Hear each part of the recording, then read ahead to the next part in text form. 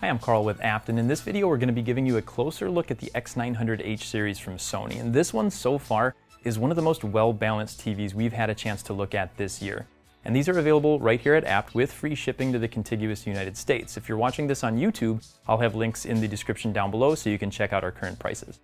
Starting off with the design, it's not radically different from the 950H, which is a good thing. It has a very upscale feel to it. There's a thin metallic bezel surrounding the screen and two blade-style pedestal feet underneath, but it's also wall-mountable with optional hardware, and it's available in 4 different sizes: 55, 75, 85, and the one we have here for this video, 65 inches. Around the back are all the connections. Starting at the top, you get 2 USBs, an optical audio out, an analog headphone out, a 3.5mm composite AV connection, 4 HDMIs with number 3 having an audio return channel, Ethernet, RS-232C, an IR input, and a cable connection. And this also has an ATSC 3.0 tuner built in that's going to be capable of tuning in over-the-air 4K content. It's one of the only TVs currently at this price point to have that tuner, which gives you some future-proofing for over-the-air broadcasts.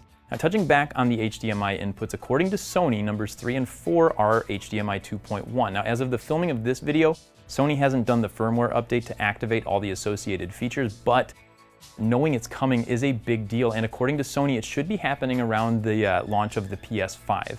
Anyone looking to get a great TV for everyday content like movies or sports, who's also a gamer, has got to take a serious look at the 900H. The update is going to allow for variable refresh rates, auto low latency mode, 4K at 120p, and an enhanced audio return channel capability. All extremely useful features when it comes to gaming and just keeping your new investment more future-proof. Another extremely impressive feature is the speed of the operating system. Android used to be kind of known for being a little cumbersome on TVs and a little bit laggy. It's gotten a lot better over the last couple TV generations, but the 900H seems to be noticeably better. Some of that is going to be dependent on your internet speed, but you can just tell that this is better than before. Apps open super quickly, and navigating through the menus is a breeze. This one comes out of the box with AirPlay 2 and Apple HomeKit for easy integration with Apple products. Plus, you can use the built-in Google Assistant to navigate hands-free. Alexa works too, but you'll need to have a separate Alexa-enabled device on the same network to take advantage of that feature.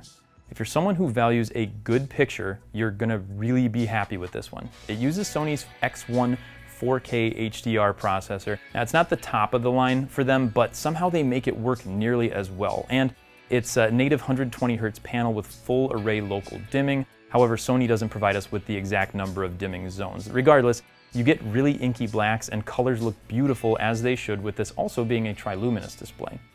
There's very minimal blooming, which makes this a terrific TV for dark rooms, and it's bright enough to watch comfortably in a well-lit room too. You do get several manual adjustments for all your picture settings for anyone who really wants to dial it in, but for anyone who doesn't want to go that in-depth but still wants some variety, there's plenty of presets to choose from.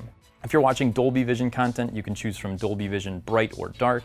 There's a Netflix calibrated mode for Netflix content. And then you get the regulars like Vivid, Standard, Cinema, Game, Graphics, Photo, and Custom. Now, as a side note, with the game mode turned on, we were getting input lag times on 1080p at 60 Hz in the 14 millisecond neighborhood. I know that's lower than the type of output the PS5 is going to be capable of, but it gives us a good idea of where it'll be as far as that is concerned. As far as motion goes, this one also does a great job with that, which honestly has been our experience with most newer TVs, so that really isn't much of a surprise. My recommendation is actually to just turn off the motion processing, but it's there if you need it, either with manual adjustments or by setting it to auto and letting the TV decide what's best based on the content.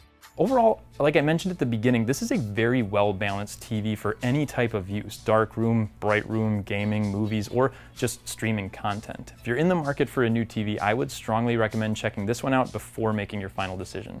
Although all the features aren't unlocked yet, it's gonna happen soon, and I wouldn't let that stop you from picking this one up. If you still have questions on this TV or any others we sell here at Apt, don't forget you can always call, email, or chat with one of our experts online or in the store. We're always happy to help. Thanks for watching, and we'll see you in the next one.